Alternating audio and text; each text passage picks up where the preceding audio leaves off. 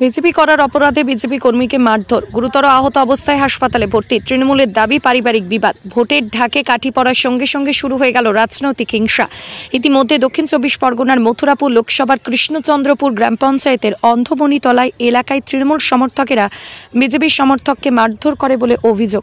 অপরদিকে তৃণমূলের দাবি তাদের 3 জন অল্প বিস্তর আহত। তবে বিজেপির এক সমর্থকের অবস্থা খুবই আশঙ্কাজনক।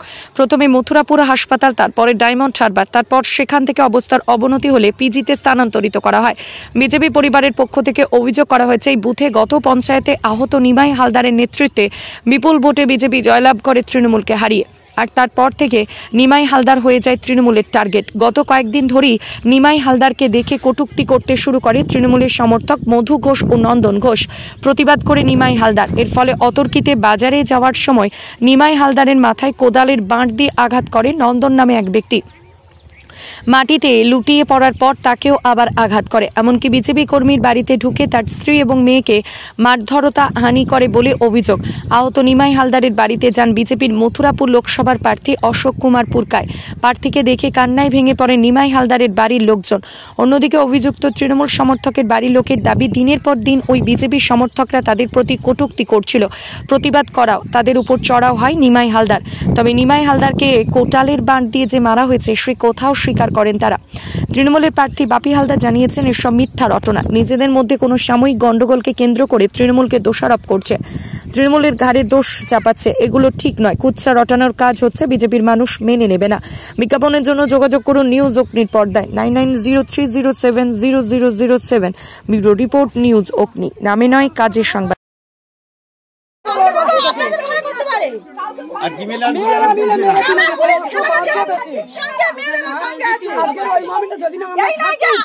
এমন কিছু করেনি যে ওর ঘরের বউ নিয়ে রেপ করেনি, তাহলে আগামরু মার্ডার করে দিতে হবে। এরকম কিছুই করেনি, ঝগড়া হতে পারে, তাই জন্য আগামরু মার্ডার এত কি বের করেছে, ও ছাড়া যাবে না। ওকে নাই পাড়া থেকে আবার কি নোংরা ভাষা কথা বলছে, দিতে হবে না, যে ছাড়াতে হইবে। ওকে মার্ডার করে বলবো। এই পার্টি চাপে ও আজকে রাতে বড় কেস বলছে না, তো সকালবেলা কেন বলবে? সকালবেলা একজন আর বলেছে যে তুমি কে মেরেছে, কোন লোকটা তৃণমূলে মেরেছে বলতে পারবেন? এই তৃণমূলের কোন লোকটা মেরেছে? যদি স্বামী স্ত্রীর মধ্যে গণ্ডগোল হয় সেখানে তৃণমূলকে জড়িয়ে দিচ্ছেন। একটা অপপ্রচার করতে হবে, অপপ্রচার করতে হয়। তৃণমূলের কোন মানুষটা এর সাথে যুক্ত বা কারা কি হয়েছে, এই তো আমাদের কাছে তো কোনো খবর নেই। সেখানটাও কিছু করতে পারেনি। এখন কলকাতার পিজিতে আছি, মৃত্যুর সাথে লড়াই করছে। খুব খারাপ অবস্থা। হ্যাঁ স্যার, এই রাতটা অনেকদিন আগে থাকতেই ছিল। ওনার মানে উনি হচ্ছে হতেই এই বুথটা জিতেছিল, যার জন্য ওদের এই রাতটা ছিল। বিজেপি করি, এর আগে বিজেপি করেছি বলে আমাদের এই ইলেকট্রিক কেটে দিয়েছিল, ইলেকট্রিক তার সব কেটে দিয়েছিল। তা হচ্ছে গিয়ে কোনো রকমে হচ্ছে অফিসে যোগাযোগ করে আমাদের 3টে মিটার ছিল, তবুও কেটে দিয়ে হচ্ছে মারধর করে হচ্ছে গিয়ে ইয়ে করেছে। কিন্তু আমার উপর থেকে ওরা ইলেকট্রিক নিয়েছে। আমার ছেলে ওই বিজেপি করে, তো ওই জন্যে ও বিজেপির একজন সক্রিয় কর্মী, তাই ওকে মারতে পারলে এই বুথটা ওরা জিতে যাবে, এই পরিকল্পনা ছিল। আমার নাম হরিসাধন হালদার। প্রথম দিন ওরা মেরেছে, তাই জন্যে মানে একটু কথা কাটাকাটি হয়েছে বলে আমার শ্বশুরকে ঠেলে পুকুরে ফেলে দিয়েছে, মেরে দাঁত ভেঙে দিয়েছে। তাই নিয়ে আমার শ্বশুররা থানায় গিয়েছিল। এবারে ওইখান থেকে কি করে এসছে জানি না। পরের দিন সকালবেলা উনি বার হয়েছে, ওনাকে বললো কি বলছিল, বলতে বলতে আমার দেওয়ার রাগ সহ্য করতে পারে না, মেরেছে। কিন্তু ওদের একজন আহত হয়েছে, আমাদের বাড়িতে 3 জন আহত করে দিয়েছে ওরা। আপনারা মারধর করেছে না, বিজেপি ওরাও তো আমাদের মানে করেছে। বিজেপি ওরা করে, ওদের মারধর করবো কেন আমরা? আমাদের তো মেরেছে ফার্স্ট, তো ওরা আমাকে আমার শ্বশুরকে মারলো, তাহলে আমরা কি আগে ওদের মেরেছি? মারিনি।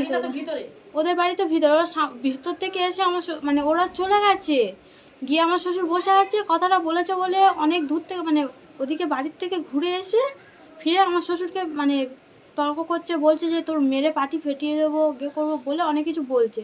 আমার শ্বশুর এখন আমার নিজের শ্বশুরের গালে চড় মেরে বলে যে তুই আমাকে মারি বলছিস, এখন মার। তা মারার জন্য ও এখন কি করলো, আমার শ্বশুরকে ঠেলে পুকুরে ফেলে দিল। দিয়ে তারপরে ফিরে আমার শ্বশুরকে আমরা ধরে তুলে নিয়ে এলাম।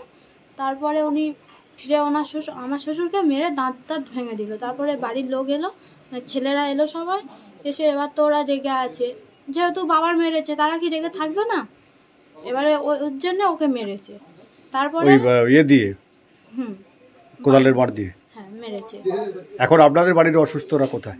আমাদের বাড়ির অসুস্থ দাদা শ্বশুর 81 বছর বয়সের বুড়ো বয়স্ক মানুষ, তাকে মেরে মাথা ফাটিয়ে দিয়েছে, 7টা সেলাই হয়েছে, সে এখন অবস্থা খারাপ, হসপিটালে আছে। আপনার নাম? আমার নাম লাবণী তাঁতি, আমার শাশুড়িও হসপিটালে। আমাদের বুথের সভাপতি এবং সক্রিয় কর্মী নিমাই হালদার, তিনি তার প্রধান অপরাধ, তিনি এই বুথটা বিজেপির হয়ে প্রায় 250 ভোটে লিড করিয়েছেন। তো এটাই যদি তার অপরাধ হয়, এবং পশ্চিমবঙ্গের গণতন্ত্র কোথায় বুঝতেই পাচ্ছেন, তাকে নৃশংসভাবে কোদালের বাট দিয়ে যেভাবে পেটানো হয়েছে, মরণাপন্ন হয়ে তিনি এসএসকেএমে যে লড়ছেন, এটা তৃণমূলের যে দলটা সেটা যে পুরো দুষ্কৃতীদের হাতে চলে গেছে এবং এরা দেউলিয়া হয়ে গেছে, গণতন্ত্রের প্রতি এদের আস্থা নেই।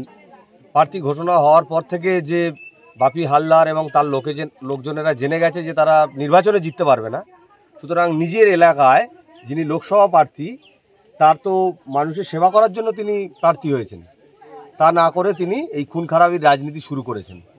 এটা পঞ্চায়েত নির্বাচনেও তার কুকীর্তি আপনারা জানেন, গোটা পশ্চিমবঙ্গবাসী দেখেছে। তো এই বিষয়ে তার ব্যক্তিগতভাবে তিনি কি ভাবছেন আমাদের জানার দরকার নেই, তবে ভারতীয় জনতা পার্টির কর্মীদের উপরে যে অত্যাচার শুরু করেছেন তিনি, এটা যদি অবিলম্বে তিনি থামান তো ভালো, নাহলে কিন্তু ভারতীয় জনতা পার্টি কিন্তু হাতে চুরি পরে থাকবে না। এখানে কিন্তু আমরা চাইছি গণতান্ত্রিক পদ্ধতিতে ভোট হবে, ভোট আসবে যাবে, সাধারণ মানুষ যে কোনো রাজনৈতিক দল করতে পারে, এটা তার গণতান্ত্রিক অধিকার, কিন্তু তার জন্য তাকে মারতে হবে, বাড়ি ছাড়া করতে হবে, খুন করতে হবে, এই রাজনীতিতে তৃণমূল বিশ্বাস করে, বিজেপি নয়। তবে এই রাজনীতি যদি চলতে থাকে আর আমাদের কর্মীরা তারা কিন্তু চুপচাপ বসে থাকবে না, ভয়ঙ্কর রূপ নেবে। তাই যিনি প্রার্থী হয়েছেন তার কাছে অনুরোধ করব, আপনি গণতান্ত্রিক পদ্ধতিতে বিজেপির সঙ্গে লড়ার ক্ষমতা থাকলে আপনি লড়ুন, খুন খারাপির রাজনীতি থেকে সরে আসুন। একজন তার ফ্যামিলি, তার বাড়ির মহিলা, তার মেয়ে, তার স্ত্রী, তাদেরকে গালিগালাজ করেছে অকথ্য ভাষায়, তাদেরকে শ্লীলতাহানি করেছে এবং তাদেরকে অপমানজনকভাবে শারীরিকভাবে নিগ্রহ করেছে। তো এইটা তৃণমূলের চরিত্রকে তুলে ধরছে। আমরা থানাতে যাব এবং প্রশাসন যদি এ বিষয়ে ব্যবস্থা না নেয়, শুধু পারিবারিক বিষয় বলে যদি এড়িয়ে যাওয়ার চেষ্টা করে, তাহলে প্রশাসনকেও আমরা ছাড়ব না।